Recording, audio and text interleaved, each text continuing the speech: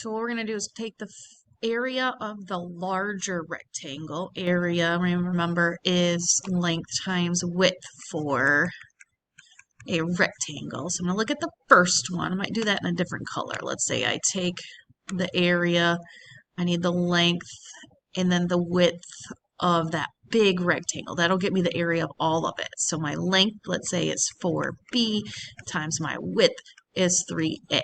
And again, we're multiplying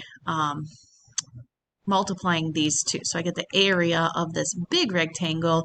4 times 3 is 12. A times b, b times a is ab. I don't know what the area, I don't know what the length of those a and b are, so I can't really go any farther than that. Then what I would like to do is find the area of the smaller rectangle. So I'm going to take the length of this one times the width of this one. So I get area is equal to my A times my 2B. So I get area is equal to 1A times 2B. So I get 2 times A times B. So once I found the area of both of these, the big rectangle, I mean, if I were to think about it, I mean, if I find the area, I find the area of all of this. I don't want the area of all of this. I want to remove this area, the area of the smaller one. So I'm going to take the area of the little, or the big guy, 12AB, and then I want to take away the area of the smaller one. So I'm going to take away the 2AB. And now it looks like we're, taking and combining like terms, or we're subtracting these two monomials. So I have 12AB minus 2AB gives me 10AB. Because I don't know what A, B are, I can't go any farther than that. All right, let's look at another one. Here, let's say we have that triangle back.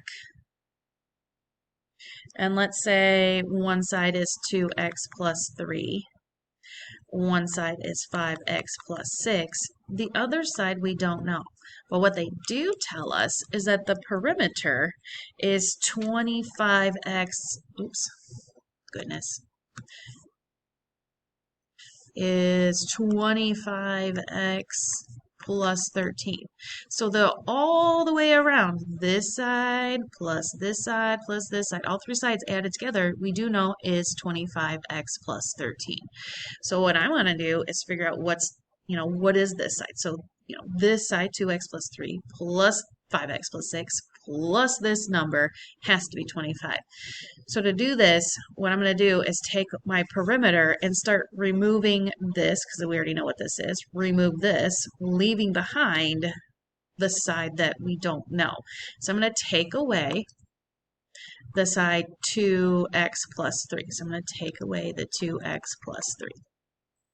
So that leaves me with 25x minus 2x gives me 23x. 13 minus 3 is 10. All right. I also want to remove this side. So I have to remove my 5x and then my plus 6. Okay, I'm going to take away all of it. So this is where our subtracting, yes, and the first one we were subtracting all of it. We're subtracting all of this side as well. 23 minus 5 is, what is that, 18?